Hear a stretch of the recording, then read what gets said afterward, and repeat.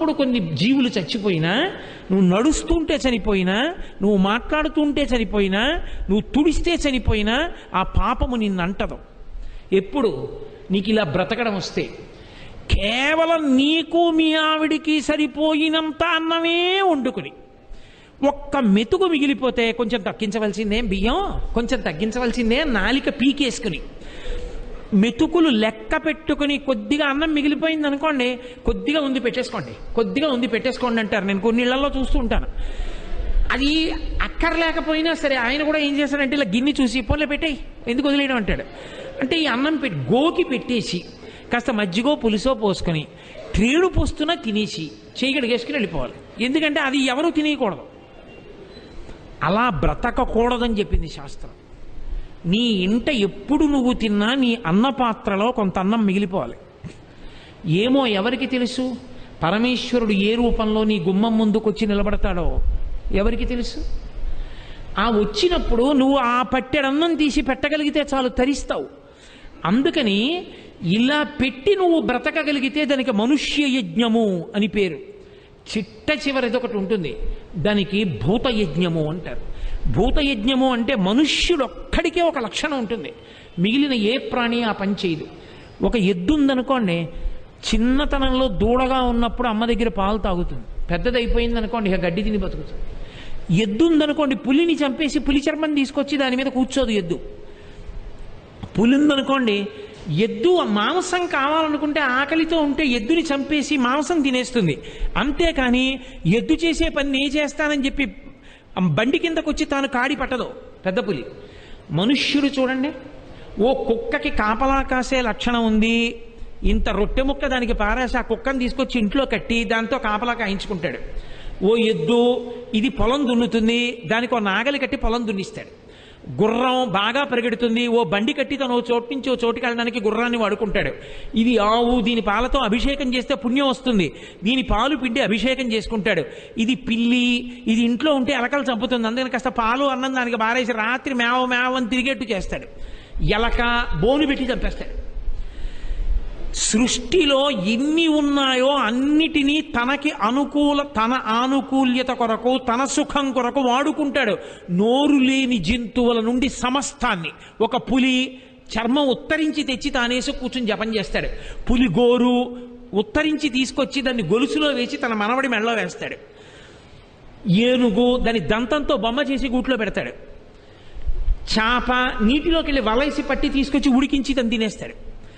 ఎక్కడో పరిగెడుతున్న కప్ప, ఇందాకనే కదా చెప్పాను, దాన్ని తినేస్తాడు.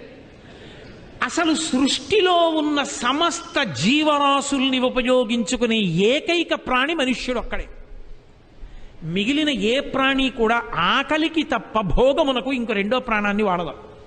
రెండవ ప్రాణి యొక్క శరీరాన్ని తన భోగము కొరకు ఏ ప్రాణి సృష్టిలో వాడదో మీరు చూడండి. తన భోగం కొరకు వాడుకోదు. ఒక సింహం ఏనుగుని చంపేసింది అనుకోండి, కేవలం దేనికి చంపేస్తుందంటే దాని ఆకలికి దాని యొక్క కుంభస్థలం మాంసం తింటుంది అంతే. అంతేకాని కుంభస్థలంలో ముత్యాలు తీసి గొలుసు చుట్టి పట్టుకెళ్ళి శివంగికి అయ్యిది. కానీ మనిషి దాని ఆ దంతాలు పీకేస్తాడు, ఆ ముత్యాలు తెచ్చేస్తాడు, చర్మము ఒలిచేస్తాడు, మాంసము అమ్మేస్తాడు. బాగా ఇచ్చిన నాళ్ళు పాలు పిండుకుంటాడు. పాలు పిండుకొని ఇంకా పాలు ఇవ్వదని తెలిస్తే నిర్దాక్షిణ్యంగా అమ్మేస్తే లారీలకిలో తాళ్లు కట్టి తీసుకెళ్ళిపోతుంటారు, వధశాలలకు వెళ్ళిపోతుంటాయి. నిర్దాక్షిణ్యంగా చంపేసి తోలు ఒలిచి చెప్పులు కుట్టేసుకుంటాడు. ఇంత కృతజ్ఞతతో బతికేటటువంటి ఏకైక జీవి సృష్టిలో మనుష్యుడు ఒక్కడే. మనుష్యుడు ఎంత గొప్పవాడో మనుష్యుని యందు ఉండే స్వార్థ ప్రవృత్తి కూడా అంత విశృంఖలత్వంతో ఉంటుంది. అందుకే మనస్సు ఏనుగు అని శాస్త్రం పోల్చింది కారణం. ఇది మీకు ఏ ఇతర ప్రాణి యందు ఉండదు. ఒక పాము ఉందనుకోండి, అది ఓ కప్పని కరిస్తే తన ఆహారం కోసం కరుస్తుంది. ఇంకో పాములో ఉన్న విషయాన్ని అది వాడుకోదు, తన విషయాన్నే తను వాడుకుంటుంది. మనిషి పావుని పట్టుకుని పావులో ఉన్న విషాన్ని కక్కించి దాన్ని శుద్ధి చేసి ఓషధిగా మార్చి తాను వాడి తనకున్న జబ్బు పోగొట్టుకుంటాడు. అసలు వాడు వాడుకోని ఏముందండి, పావు తోలుతో బూట్లు బెల్ట్లోనూ పరుసులు చేసుకుంటారు. అసలు సృష్టిలో ఉన్న సమస్త జీవరాశుల్ని ఓ పులి సింహం తిరిగినా అది ఎప్పుడు ఓ చెట్టు పడగొట్టి ఓ దాన్ని చిత్రీ పట్టి ఓ తలుపు అవి పెట్టుకోవడం అవి ఏం ఉండదు, ఏదో గోల పడుకుంటుంది అది. మనం చెట్లన్నీ కొట్టి తీసుకొచ్చేస్తాం, గంధపు చెక్కలన్నీ కొట్టి అరగదీసేసి ఒడ్డుకు పూసేసుకుంటాం. మనం వాడుకోని జంతువు లేదు లోకంలో. చాలా జంతువుల్ని అసలు మాంసంగా తినడానికి ఉపయోగిస్తాం, చాలా జంతువుల్ని నిర్దాక్షిణ్యంగా వధించేస్తాం. ఈ పాపం దేనికి పోయిందని అడిగారు. బలి చేత పోతుంది అన్నారు. బలి అన్న మాటకు అర్థం ఏమిటో తెలుసా? మళ్ళీ చంపేయడం అని కాదు. బలి అన్న మాటకు అర్థం అమంత్రకంగా దైవయజ్ఞం చేసినప్పుడు అగ్నిహోత్రంలో స్వాహ అంటూ ఈశ్వరుణ్ణి పిలిచి ఇవ్వాలి ఆ చెరువు, ఆ వండినటువంటి అన్నం.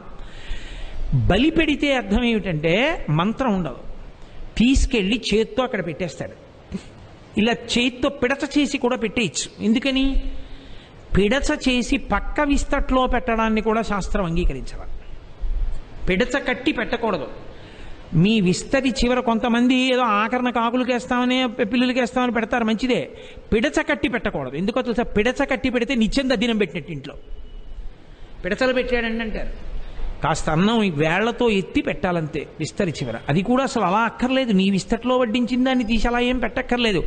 ఇల్లు నీది, ఇంటి యజమానివి నువ్వు. నీ ఇంట వ్యవస్థ ఉండాలి, కొంత అన్నం అలా మిగలాలంతే. నువ్వు అన్నం తిన్నావు, కాసేపు వెళ్ళి నిలబడి చూడాలి, ఏదో ఒక ప్రాణి కనపడుతుంది ఆకలితో.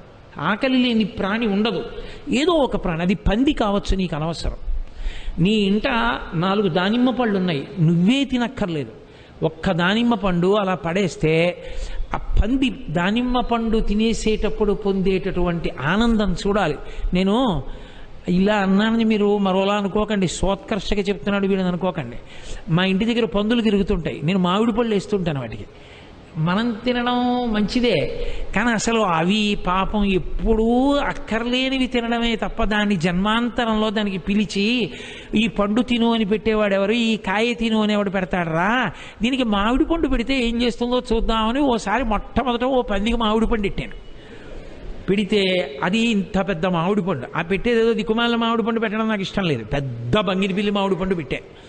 అది దవడలు తెరిచి ఇలా కొరికి పైకెత్తింది, ఎత్తితే రసం కిందకి కారింది. నేను తెల్లబోయాను. ఎక్కడో తెలుసా అండి, అది అలా ఎత్తి పట్టుకుని పరిగెత్తింది. పరిగెత్తి ఒక ప్లాస్టిక్ కవర్ ఒకటి కింద పడిపోయి ఉంటే ఆ కవర్ దగ్గరికి వెళ్ళి పట్టుకుని తింది. ఆ రసం అంతా కవర్ మీద పడింది, నాలుకతో నాకేసింది. తర్వాత అంటే రసం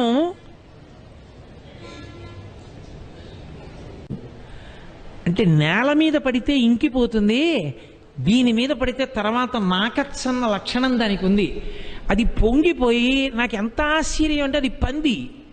అది తలెత్తి మేడ మీదకి గ్రిల్లోకి నన్ను చూసింది ఇలాగా, ఇంకా ఏమైనా వేస్తావా అన్నట్లుగా. ఏదో నేను ఒకటి వేశాను లేవే అని. అప్పటి నుంచి నేను పంది అనేం చూడను. ఉపాధితో ఏమి సంబంధం? అది ఆకలి మీద ఉంది, కొంచెం తింటుంది. అందులో పిల్లలతో పెడుతుంటాయి పాపం పందులు. అప్పుడు నేను కొద్దిగా వాటికి ఏమైనా వేస్తూ ఉంటాను. తిని పాపం ఆ పిల్లలు తాగుతాయి పాలు అని. కాబట్టి నేను సోత్కర్షకి చెప్పాను, ఈయనేదో చేస్తున్నానని చెప్పుకుంటున్నాడని మీరు అనుకోకూడదు. నేను ఒక సందర్భం వచ్చింది కాబట్టి ప్రస్తావించాను. మీ అందరూ చేసేదాని ముందు నేను చేసేది ఏమీ కాదు. కానీ ఒక మాట వరుసకి నేను అన్నానంతే. భూతయజ్ఞము, నువ్వు వాటన్నిటి యొక్క ఉపయోగాన్ని నువ్వు పొందుతున్నావు. తెల్లారి కాఫీ తాగావంటే ఏ గేదె పాలు తాగావో, ఏ ఆవు పాలు తాగేశావో. నువ్వు మజ్జిగ తాగావు వేసవికాలం అని, పాపం ఎక్కడ పసరికమేసిన ఏ ఆవు ఏ గేదె పాలు మజ్జిగ తాగావో మళ్ళీ తిరిగి ఆ ప్రాణికి కొంచెం పెట్టవలసిన కర్తవ్యం నీ మీద ఉంది. ఏ ప్రాణి చంపబడి మాంసం అయిపోయిందో మళ్ళీ ఆ ప్రాణులు కనబడినప్పుడు వాటికి మళ్ళీ నువ్వు వెయ్యాలి. ఓ చిలక కనపడింది, పంజరంలో పెట్టావు.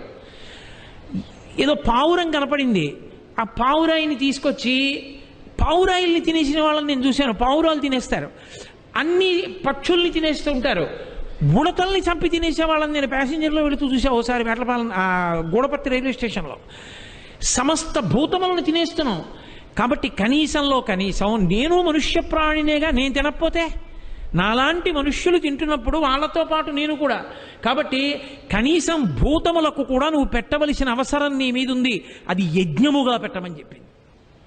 ఆ పెట్టేటప్పుడు పందికి పెడుతున్నానని పెట్టకు, పంది మామిడి పండు తిన్నప్పుడు పొందినటువంటి ఆనందం పందిలో ఉన్న నారాయణమూర్తి యొక్క ఆనందం, వరాహమూర్తి యొక్క ఆనందం.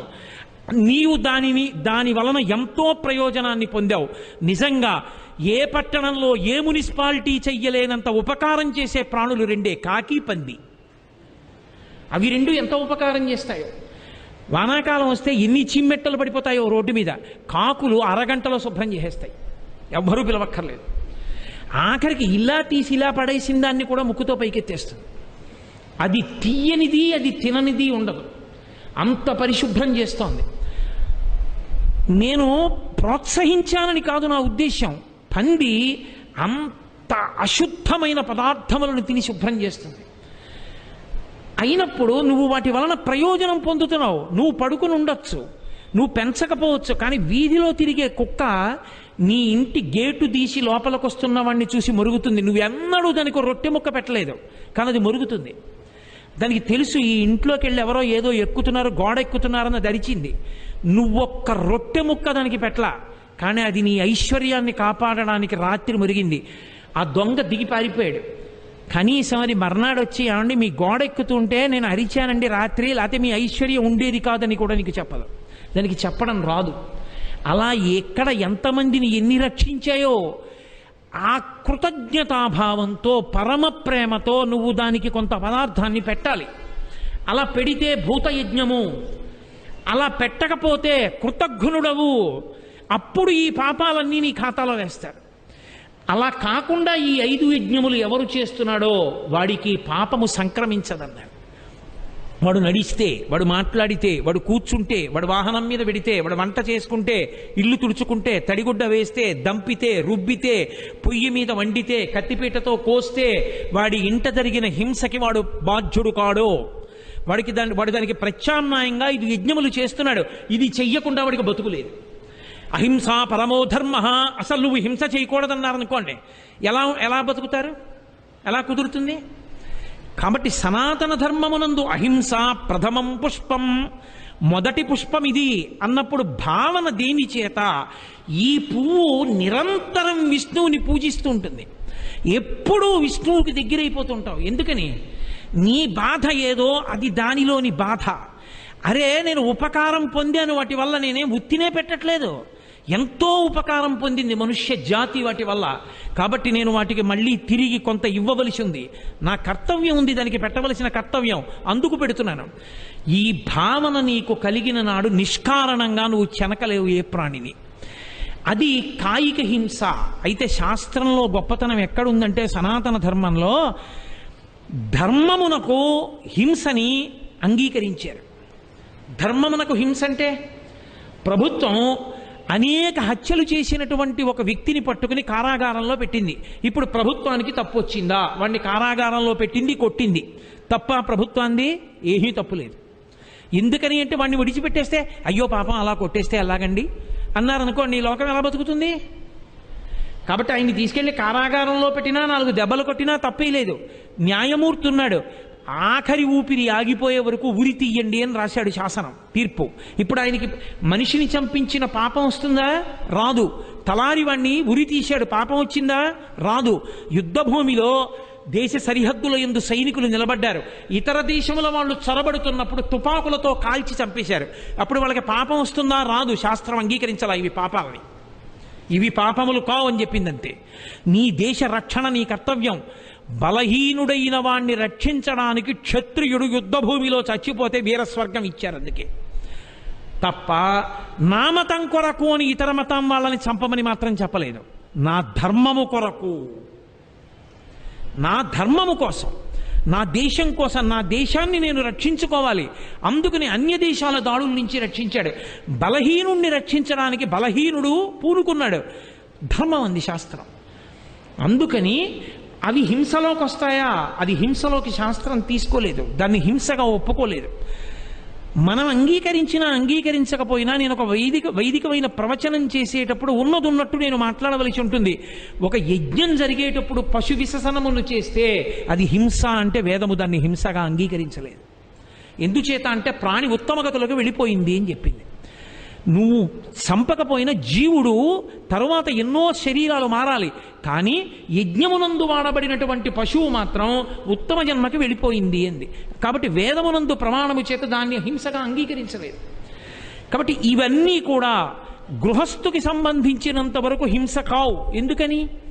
గృహస్థు పరిపూర్ణమైన హింస పాటించాలి అని నేను అన్నాను అనుకోండి, గృహస్థు మీద బ్రహ్మచారి ఆధారపడతాడు, గృహస్థు మీద సన్యాసి ఆధారపడతాడు, గృహస్థు మీద వానప్రస్థు ఆధారపడతాడు. మరి అలా ఆధారపడి ఉన్నప్పుడు గృహస్థు అహింసా పరమో ధర్మ, అసలు నేను హింస చెయ్యను అని కూర్చున్నాడు అనుకోండి కదలకుండా, సన్యాసికి అన్నం ఎక్కడిది, బ్రహ్మచారికి అన్నం ఎక్కడిది, వానప్రస్థుకి అన్నం ఎక్కడిది? అందుకే